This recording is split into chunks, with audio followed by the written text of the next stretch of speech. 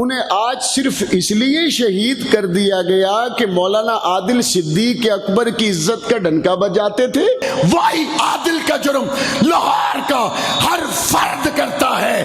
عادل نے جو جرم کیا وہ جرم لاہور کا ہر جوان کرتا ہے۔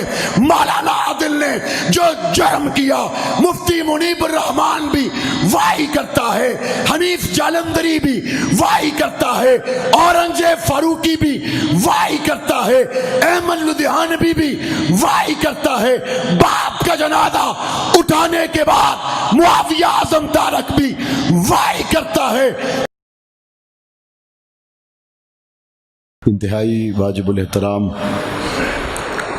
قابل صد احترام حضرات علماء کرام، بالخصوص متحدہ سنی علماء کونسل سے وابستہ ذی قدر حضرات علماء کرام، جن کی خوبصورت کاوش کے نتیجے میں یہ خوبصورت تقریب انعقاد پذیر ہے،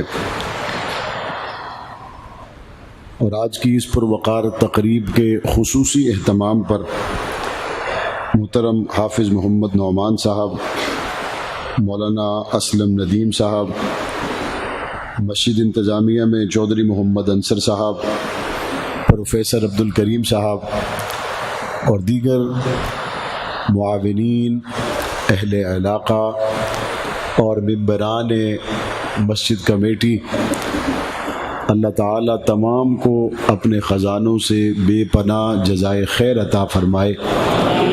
برادر محترم خطیب اسلام مولانا اکرم عثمانی صاحب، جنہوں نے اس مرکز کو آباد رکھنے کا بیڑا اٹھایا ہے، اللہ تعالیٰ انہیں اس علاقہ کے لیے خیر و برکت اور ہدایت کا باعث بنائے۔ سامعین ذی وقار،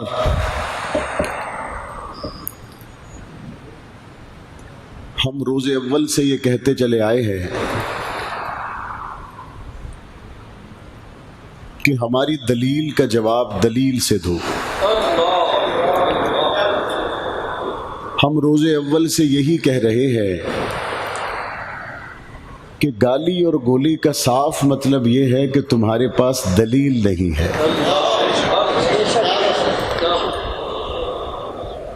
اور اگر دلیل کی بجائے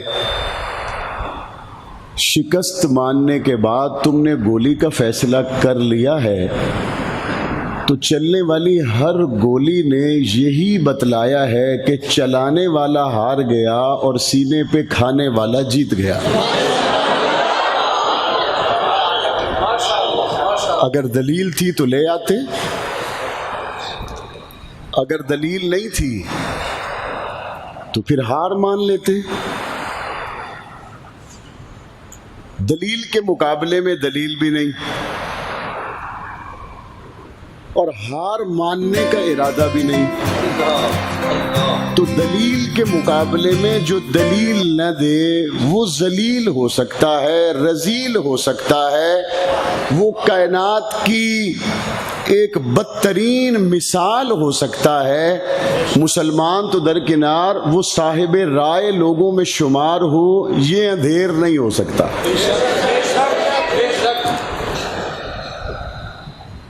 میں آپ سے بہت سی باتیں کرنا چاہتا تھا، لیکن سٹیج پر آنے پر مجھے پتا چلا کہ دشمن نے اپنے ہی ہاتھ سے ایک مرتبہ پھر اپنی شکست کو تسلیم کر لیا ہے۔ جو لوگ جانتے ہیں وہ جانتے ہیں کہ مولانا سلیم اللہ خان رحمت اللہ علیہ ساری زندگی بخاری پڑھانے والے، مدرسہ چلانے والے، ہزاروں لاکھوں کی تعداد میں علماء کرام ان کے شاگرد، اور اس شخص کی گود میں پرورش پانے والے، اور بعین ہی اپنے والد کے نقش قدم پہ چلنے والے، جس کا نام مولانا عادل ہے، انہیں آج صرف اس لیے شہید کر دیا گیا کہ مولانا عادل صدیق اکبر کی عزت کا ڈنکا بجاتے تھے۔ انہیں شاہراہوں پر صرف اس لیے گولی کا نشانہ بنا دیا گیا کہ وہ فاروق اعظم کی عزت و عظمت کی بات کرنے کے ساتھ ساتھ حکومت پاکستان سے یہ مطالبہ کر رہے تھے کہ جس شخص نے نبی کے سسر جناب ابو بکر پر بکواس کیا، وہ یہی کہہ رہے تھے جس شخص نے پاکستان کی سرزمین پر نبی کے دوہرے داماد جناب عثمان پر بکواس کیا، وہ یہی کہہ رہے تھے جس شخص نے کلمے کے نام پر بننے والے اس ملک میں طیبہ طاہرہ عائشہ صدیقہ کی شان پر حملہ کیا اس کو گرفتار کیا جائے، وہ یہی کہہ رہے تھے کہ گستاخی کرنے والے کے خلاف سخت قانون بنایا جائے، وہ یہی کہہ رہے تھے کہ اس ملک کے اندر امن قائم کرنے کی بہترین شکل یہ ہو سکتی ہے کہ گستاخوں کو غازی فیصل اور ممتاز نہ پکڑے، گستاخوں کو حکومت کا ہاتھ پکڑے۔ ہمارے اوپر تو الزام ہوگا کہ آپ کی تقریریں جذباتی ہیں، ہمارے اوپر تو الزام ہوگا آپ کی گفتگو میں نرمی نہیں، ہمارے اوپر تو الزام ہوگا آپ نے گفتگو اس انداز سے کی کہ وہاں پہ دلائل کم اور غصہ زیادہ تھا۔ لیکن مجھے بتاؤ تو صحیح مولانا عادل نے کس کو گالی نکالی؟ مجھے بتاؤ تو صحیح مولانا عادل نے کس کو برا کہا؟ مجھے بتاؤ تو صحیح مولانا عادل کا جرم کیا تھا؟ مجھے بتاؤ تو صحیح ساری زندگی مدرسے میں بیٹھ کر وہ سفید ریش ڈاکٹر عادل قال اللہ اور قال رسول کہنے والے کا جرم صرف اتنا تھا کہ اس نے کراچی کی شاہراہوں پر کھڑے ہو کر ایک بات کہی کہ اس ملک کے اندر صحابہ کرام کی ناموس کا قانون بنے۔ اس ملک کے اندر اس نے صرف ایک بات کہی اسلام آباد کی شاہراہ دستور پہ کھڑا ہو کر کہ اس ملک میں حضور کے صحابہ حضور کے اہل بیت کی عزت کا قانون بنے۔ اس نے اس ملک کے اندر ملتان کے ملین مارچ میں کھڑے ہو کر ایک ہی بات کہی تھی کہ صحابہ اہل بیت کی عزت کا قانون بنے۔ اگر اس کا یہی جرم تھا، اگر اس کا یہی گناہ تھا اور اس جرم کی پاداش میں اس کو خون میں نہلا دیا گیا تو پھر پاکستان کے رہنے والے گستاخان صحابہ تم کھلی آنکھوں سے دیکھو، وہی عادل کا جرم لاہور کا ہر فرد کرتا ہے۔ عادل نے جو جرم کیا وہ جرم لاہور کا ہر جوان کرتا ہے۔ مولانا عادل نے جو جرم کیا مفتی منیب الرحمان بھی وہی کرتا ہے، حنیف جالندری بھی وہی کرتا ہے، اورنگزیب فاروقی بھی وہی کرتا ہے، احمد لدھیانوی بھی وہی کرتا ہے۔ باپ کا جنازہ اٹھانے کے بعد معاویہ اعظم تارک بھی وہی کرتا ہے۔ چلاؤ گولی میں صدیق کے لیے جان دے دوں گا، چلاؤ گولی فاروق کے لیے جان دے دوں گا، چلاؤ گولی نبی کے حرم عائشہ کے لیے جان دے دوں گا، زندہ رہا صدیق کے گستاخ کے لیے قانون بنوا جاؤں گا۔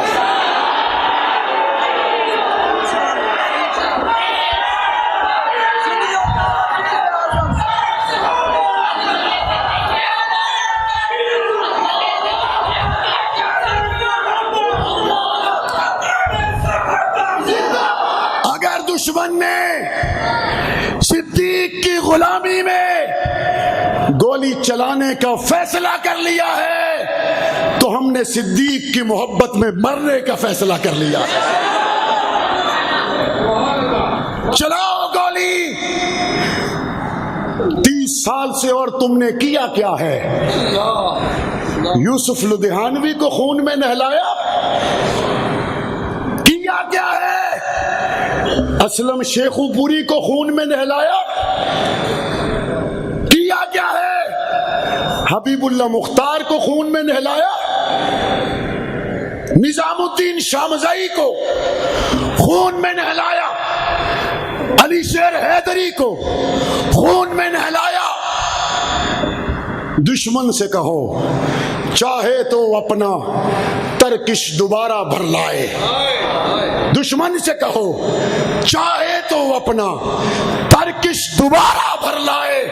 اس سمت ہزاروں سینے ہیں, اس سمت اگر ہیں تیر بہت, تیر چلتے رہیں گے, صدیق کے غلام آگے بڑھتے رہیں گے. کیوں بڑھیں گے؟ لوگ کہتے ہیں بیوی بچے پیارے نہیں. میں نے کہا صدیق نے بیوی بچے ویکھے ہی کوئی نہیں. لوگ کہتے ہیں دکان پیاری نہیں. میں نے کہا ریشم کی دکانیں تھی صدیق کی. لٹا کے آ گیا. دنیا کہتی ہے کوئی اولادیں پیاری نہیں, ماں باپ پیارے نہیں. صدیق نے کیا کیا؟ باپ کے چہرے پہ تھپڑ مار دیا اور باپ پہنچا نبی کے دربار میں اور کہنے لگا یہ آپ کا کارکن, یہ جذباتی, اس کو ایتھک سکھائیں, آداب سکھائیں. باپ کے چہرے پہ تھپڑ مارا ہے. میرے نبی نے مخاطب کیا ابو بکر کو, ابو بکر تو وہ ہے ارحم امتی بی امتی ابو بکر.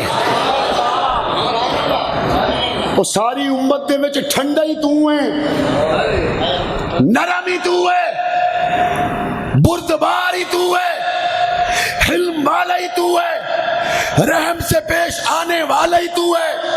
وہ پیو نو چپیڑ مارتی کیا یا رسول اللہ؟ گل ہور کوئی نہیں, پیو ہے لیکن میرے سامنے تہاڈی گستاخی, یہ نہیں ہو سکتا, یہ نہیں ہو سکتا. یا رسول اللہ ایک پاسے تہاڈی ذات تے دوسرے پاسے پیو.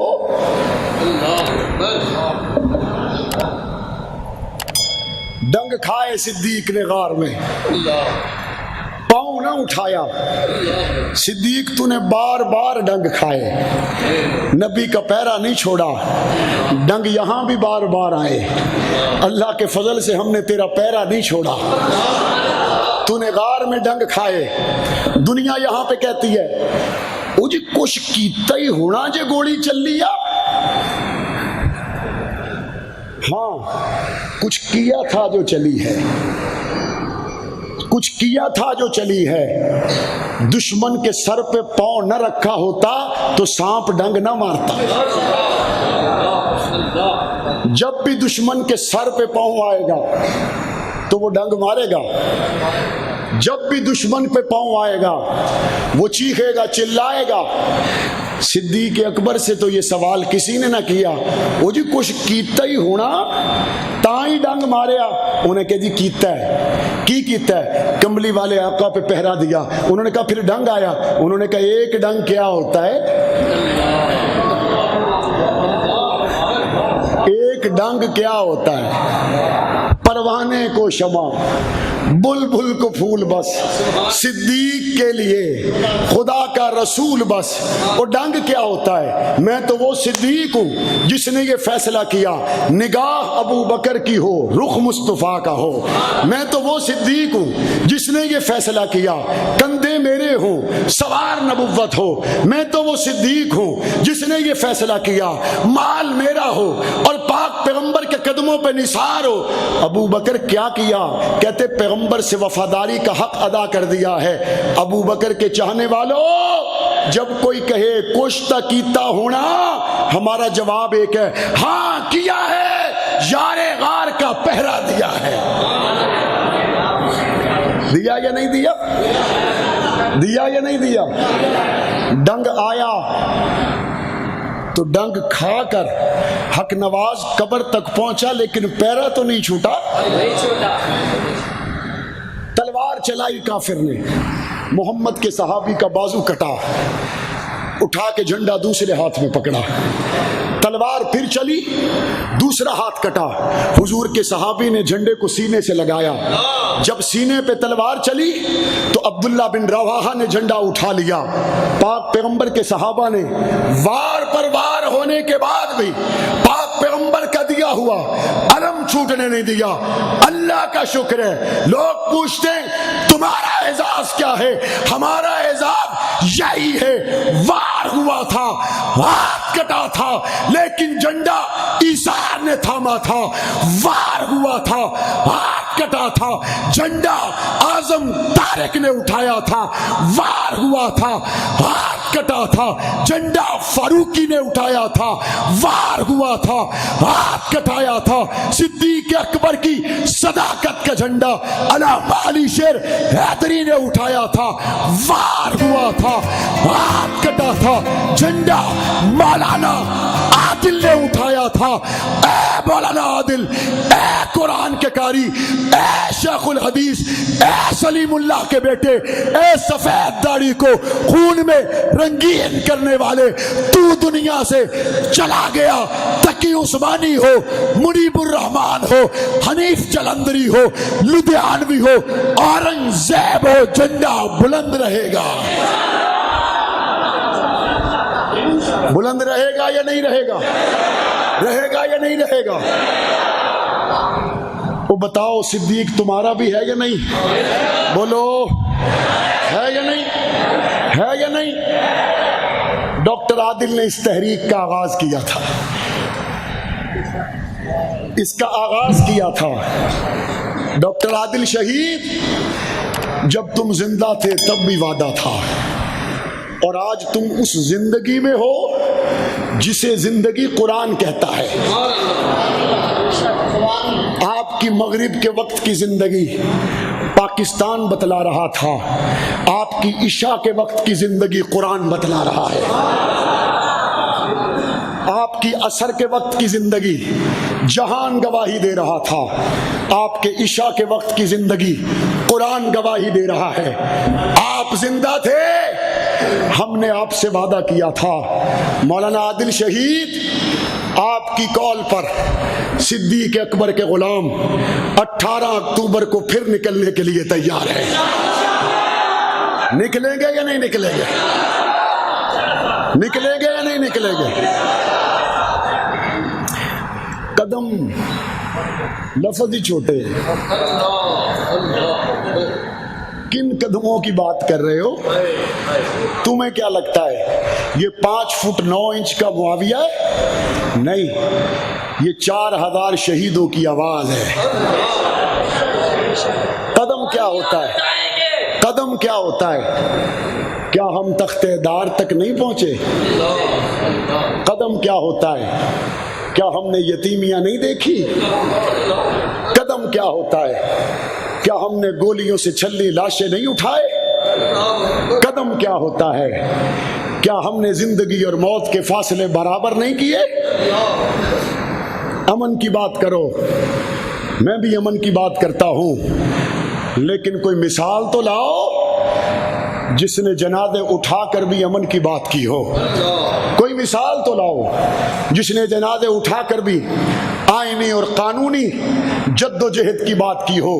معاویہ اعظم طارق اگر آج اسمبلی میں ہے، 70,000 لوگ اگر مجھے اپنا نمائندہ بنا کر اسمبلی میں بھیجتے ہیں تو میرے جنگ کے لوگوں کو مصائب و آلام تکالیفوں سے گزارا گیا، لیکن جب 25 جولائی 2018 کو فیصلہ دینے کا وقت آیا، انہوں نے کہا حکومتوں کا جبر اپنی جگہ، لیکن ووٹ کل بھی صدیق کی امانت تھا، آج بھی صدیق کی امانت ہے۔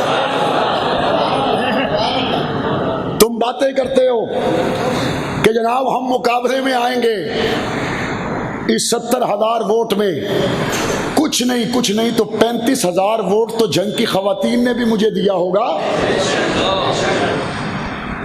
35-40,000 ووٹ تو جنگ کی ماں بہنوں نے بھی مجھے دیا ہوگا، لیکن ہم ان کو کیا کہتے ہیں؟ ہم کہتے ہیں اماں تو گھر بیٹھ کے دعا کرنا، جب تک مرد زندہ ہیں عورتیں باہر نہیں آیا کرتی۔ شور شرابہ کرتے ہیں، ہم جلوسوں کے مقابلے میں جلوسوں کے مقابلے میں جلوس نہیں، مردوں کے مقابلے میں مرد لاؤ، مردوں کے مقابلے میں مرد لاؤ۔ عورتوں اور بچوں سے مقابلہ کرنا ہماری توہین ہے، اور جتنے تم عورت مارچ والے مرد لے کے آئے تھے اس سے زیادہ مرد تو مولانا عادل کے سٹیج پر بیٹھے ہوئے تھے. مقابلے کا شوق ہے تو پھر آؤ ذرا چھوٹی عید کے اجتماعات دیکھیں, آؤ پھر ذرا بقرہ عید کے اجتماعات دیکھیں. ان اجتماعات میں میرا بریلوی بھائی بھی صدیق کی محبت کا جھنڈا لے کے نکلتا ہے. ان اجتماعات میں میرا اہل حدیث بھائی بھی سیدہ طیبہ طاہرہ عائشہ صدیقہ کی عفت کا جھنڈا لے کے نکلتا ہے. عیدین کے موقع پر میرا دیوبندی بھائی بھی صحابہ کی ناموس کا علم لے کے نکلتا ہے. خوشی کا دن ہوتا ہے, عید کا دن خوشی کا دن ہوتا ہے. غموں میں فیصلے کرنا ٹھیک نہیں, خوشی میں فیصلہ کرنا ٹھیک ہوتا ہے. اگر فیصلے کرنے کا شوق ہے لگاؤ اپنا میڈیا, لگاؤ ساری طاقتیں, عیدین کے اجتماع کی کیلکولیشن نکالو. تم 2% سے زیادہ نکل آئے تو ملک ہم چھوڑ دیں گے. لیکن ہم مقابلہ بازی نہیں, ہم قانون سازی چاہتے ہیں. ہم مقابلہ بازی نہیں, ہم قانون سازی چاہتے ہیں. در و دیوار, گلی کوچے, چوک چوراہے, صوبے اور پورا ملک ایک ہی بات پر کھڑا ہے کہ صدیق اکبر کے گستاخ کو سزائے موت کی سزا ہونی چاہیے. ہونی چاہیے نہیں ہونی چاہیے, ہونی چاہیے نہیں ہونی چاہیے. 18 اکتوبر کو اسی مطالبے کو دہرانے کے لیے ناصر باغ, مال روڈ, مولانا عبد الرؤوف فاروقی کی قیادت میں آپ تیار تھے, تیار رہیں گے, تیاری مزید کریں گے انشاءاللہ, کریں گے انشاءاللہ. مولانا آپ دنیا سے چلے گئے, آپ ہوتے تو بعد میں مل کے کہہ دیتا کہ مولانا ہم نہیں آ سکے, لیکن اب ہم کہہ نہیں سکتے کیونکہ دوبارہ ہماری ملاقات وہاں ہوگی جہاں آقا ابو بکر عمر اور آپ ساتھ ہوں گے. آپ ہوتے تو ہم کہہ دیتے, استاد جی ناراض نہ ہونا میرے گھر میں بیماری تھی میں نہیں آیا.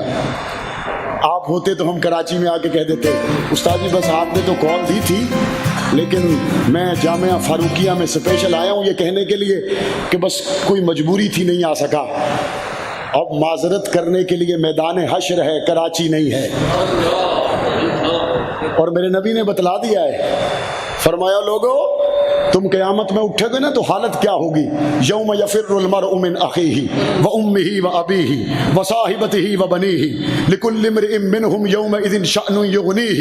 قرآن کہتا ہے اس دن بھائی بھائی سے بھاگ جائے گا, بیوی خاوند سے نظریں چرائے گی, لیکن اس دن ہولناکی کے ماحول میں بھی یا رسول اللہ آپ کہاں ہوں گے اور آپ کا منظر کیا ہوگا. میرے نبی نے فرمایا ھکذا نبعث یوم القیامہ, قیامت کے دن بھی مجھے دیکھنا ہو تو منظر یہ ہوگا, میرا دایاں ہاتھ ابو بکر کے ہاتھ میں ہوگا, میرا بایاں ہاتھ عمر کے ہاتھ میں ہوگا.